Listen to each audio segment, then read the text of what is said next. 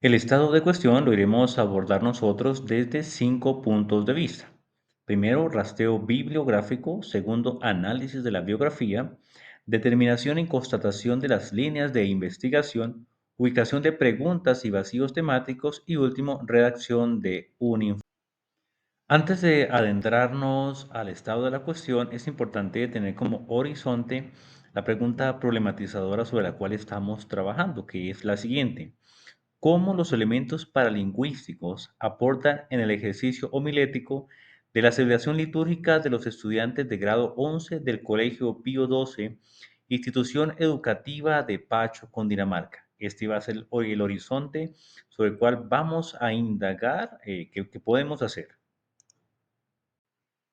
Para hacer un raseo bibliográfico y así dar respuesta a esta pregunta problematizadora, hemos hecho un raseo bibliográfico en las siguientes plataformas: Dialnet, EBSCO HOTS, Oxford Academic, en donde hemos encontrado algunos textos que son bastante útiles e iluminan lo que estamos buscando. El primer texto de ellos es cómo debe ser el lenguaje de nuestras homilías. Segundo, escritura y predicación, la homilía como género de la celebración litúrgica. Tercero, el arte de predicar. Cuarto, 7 factores que contribuyen a la relevancia en la predicación expositiva.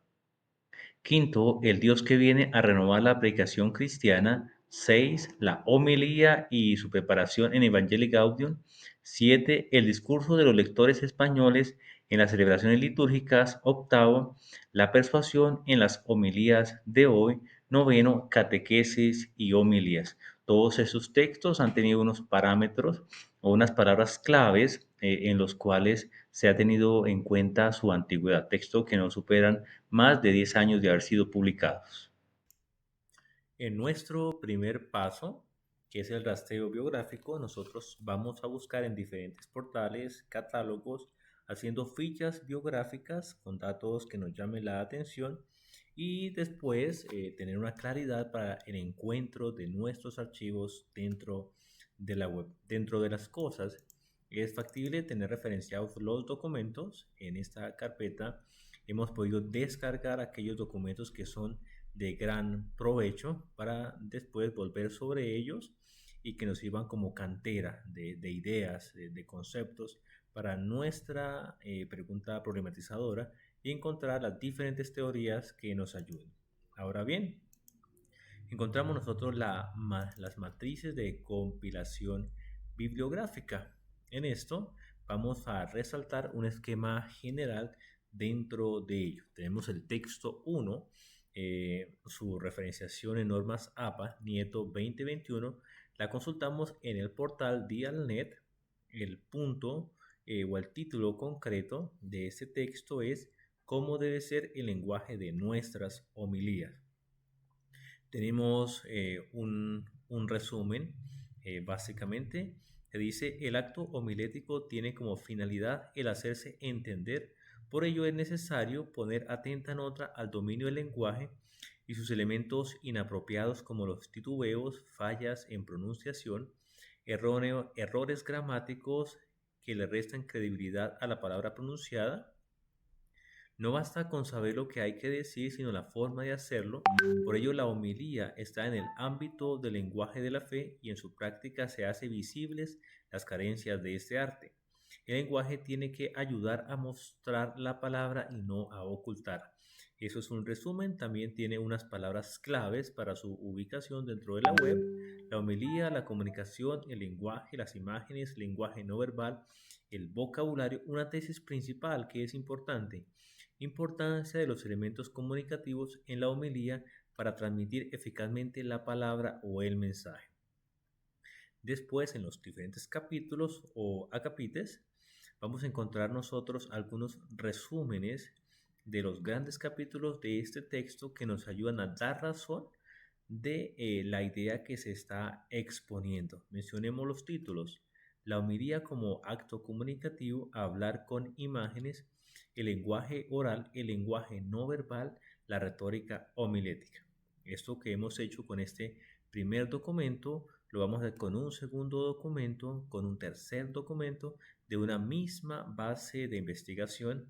Ya al cuarto utilizamos una base totalmente distinta, que es la EBSCO HOTS, que también del 2015, con la misma perspectiva, tres documentos más y finalmente otra base que es la Oxford Academic, donde vamos a encontrar nosotros otros tres documentos bajo el mismo esquema. ¿Todo para qué? Para tener 9 documentos que nos sirvan de base. Finalmente encontramos las referencias de cada autor, donde hemos de resaltar el año que es importante: 2015, 2013, 2020, 2017, 2019, 2019, 2021, 2023 y 2015. ¿Eso para qué? Para garantizar de que nuestra investigación es actual. En nuestro análisis biográfico encontramos nosotros tres líneas que se empiezan a entremarcar en los diferentes textos que hemos encontrado. Una primera línea que hace referencia a la forma de transmitir la homilía. Es decir, ahí encontramos los elementos paralingüísticos, encontramos el lenguaje verbal, el lenguaje no verbal, la puesta en escena del predicador. El segundo elemento, que es el fondo, encontramos nosotros que la homilía necesariamente ha de tener una interacción entre la teología, la práctica y la realidad del oyente, es decir, la palabra puesta en contexto. Y el tercer elemento que empieza a vislumbrarse de parte del Papa Benedicto XVI en la Evangelii Gaudium es la necesidad de preparar el ejercicio homilético, es decir, preparar su forma y preparar su fondo para que cada predicación tenga una idea, un sentimiento y una imagen. En nuestro primer texto, Cómo debe ser el lenguaje de nuestras homilías, encontramos la primera línea, que hace referencia a la atenta nota del lenguaje, los titubeos, elementos de pronunciación, que hace referencia a la forma de transmitir el mensaje en la predicación. Nuestro texto número 2 encontramos la siguiente línea que hace referencia al fondo, donde nos habla del ejercicio complejo del engranaje entre la palabra y la realidad de los fieles. Ya en el texto número 6 vamos a encontrar nosotros la tercera postura y que hace referencia a la preparación explícita de, del ejercicio de la homilía, donde se ha de tener en cuenta pues la forma y el fondo. Los otros textos nos van a nosotros a impulsar un poco las posturas que se van entrelazando unas a otras. Por ejemplo, veamos este decálogo de la predicación, donde se necesita la predicación, donde se necesita el encuentro con las palabras, el uso de una oratoria viva, evitar que sea un espectáculo, sino que sea un ejercicio de predicación, y nos habla algo de la forma, que es cómo una madre habla a su hijo, es decir, cómo la iglesia habla con sus fieles. Y tiene la misión, la predicación tiene la misión de aunar los corazones, es decir, todo lo necesario para que el mensaje llegue concretamente al corazón de cada uno de los fieles. Tras haber indagado en estos tres elementos o líneas transversales de los textos, nos quedan algunos vacíos o preguntas que hacer. Una de ellas es: ¿qué tan probable es la bidireccionalidad en un ejercicio homilético? Segunda de ellas: ¿cuál es el punto de equilibrio entre la homilía y la cultura? Tercero, ¿qué elementos paralingüísticos se deben evitar dentro de la predicación evangélica respecto al uso del templo, que es un lugar sagrado?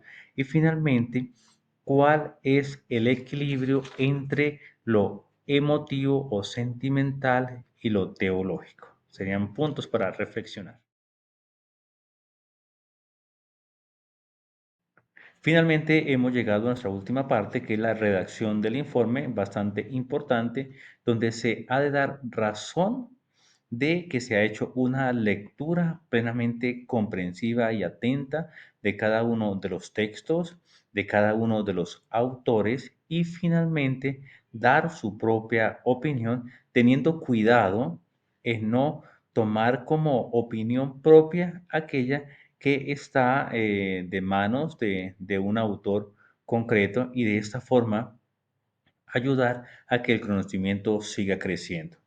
En el punto anterior encontramos algunos vacíos. Acá puede cambiar nuestro horizonte de investigación, ya que lo que se está buscando es que se genere conocimiento. Bueno, hasta aquí ha sido nuestro estado de cuestiones. Espero que sea provechoso este ejercicio.